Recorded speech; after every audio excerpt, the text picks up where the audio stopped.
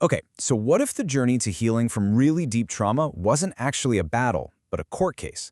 Today, we're going to dive into this pretty unique spiritual framework known as the Courts of Heaven, and it looks at healing from that exact perspective, a legal one. To really get this, we have to start right here with this quote. You know, on that long road of healing, we often run into what feels like resistance, right? Or defiance inside ourselves. But what if that's not what it is at all? What if it's actually a powerful survival instinct? These are the parts of us that learned how to protect us when nobody else did. And the very first step in this process is to honor them, not to fight them. But here's the catch. While these defenses are keeping us safe psychologically, this framework says they can also create, well, spiritual openings. You can think of them like accidental contracts or legal loopholes that an adversary can exploit. And if the problem is a legal one, well, the solution has to be a legal one too. So, how in the world does a psychological wound turn into a spiritual liability? Let's unpack that connection between our trauma and the spiritual fallout it can cause. A lot of the time, it starts with something called an attachment injury. See, when that fundamental bond with a parent or caregiver gets shattered through abuse or neglect or fear, our entire nervous system gets rewired. The body learns this absolutely devastating equation. Connection equals danger. And this becomes the very foundation for how we relate to the world and even how we relate to God. Now, what's really fascinating here is that trauma doesn't just hang around as a memory. It can actually become part of our identity. These experiences of rejection or fear, they implant these deep, deep lies. And they aren't just passing thoughts. They become core beliefs that in the spiritual realm act like sworn testimony against us. They form the very basis of the enemy's case. So, we've laid out the problem, this legal foothold created by trauma. Now let's get into the solution, a legal framework designed to completely dismantle it. This is where we step into what's called the three courts. And this is really the key mindset shift. The spiritual enemy, in this view, isn't looking for a fistfight. They're looking for a legal loophole. They're a legalist. That's why the solution being proposed here isn't a battle of wills, but a courtroom proceeding, designed to go through, step by step, and invalidate every single one of their claims. All right, so the framework has three courts, and this is maybe the most crucial thing to understand. First, there's the heavenly court. That's the only one you, the individual, ever enter. And you go in with praise, with Yeshua, Jesus, as your advocate. But then, look at the other two, the courts of hell and the internal court. That internal court, that's basically your inner critic, right? Where we become our own judge, jury, and executioner. For these two, the rule is absolute. You never enter. Instead, you empower Yeshua to go on your behalf to stand in the gap.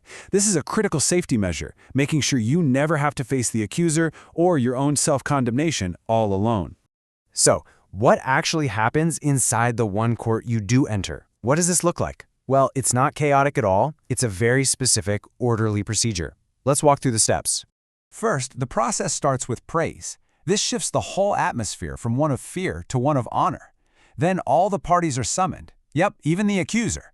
The case is presented by asking for the books to be opened, and then comes the most pivotal and kind of counterintuitive step. You actually agree with the accusation.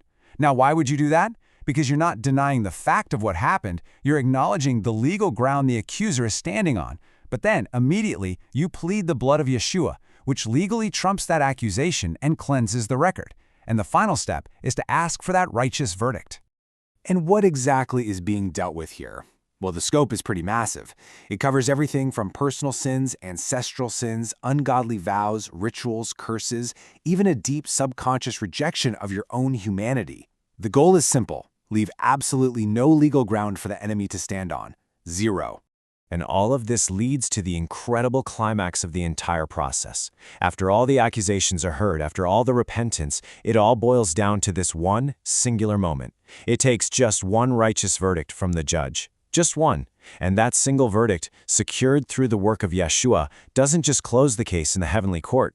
It creates this amazing domino effect, nullifying every case in the courts of hell and silencing all the harsh judgments of that internal court. One verdict. Total freedom. So the verdict is in. The case is officially closed, but wait, the process isn't quite over. What happens after the gavel falls? This final part is all about the restoration that comes next. What comes next is this beautiful idea of a divine exchange. It's based on a spiritual principle that you can't just leave a space empty. You don't just remove all the negative stuff, you have to actively replace it with something good. So where there were curses, you declare blessings. Where there was a crown of darkness, you receive robes of righteousness. Every single thing that gets taken out is immediately replaced by its divine, life-giving counterpart.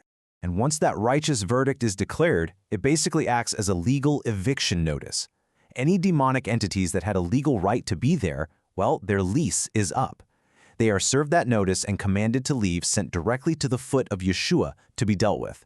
The legal authority has completely and totally shifted. And this brings us right back around, full circle, to where we started. Why go through such a structured, almost legalistic process?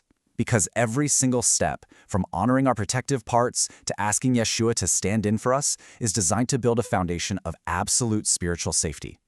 It all comes back to this one core belief, that real, deep, lasting healing can only happen at the pace of safety. So, as we wrap this up, the final thought I want to leave you with isn't really about this specific framework, but about the powerful principle behind it. If healing really is rooted in safety, trust, and truth, the question for all of us becomes, what does that first safe step look like for you?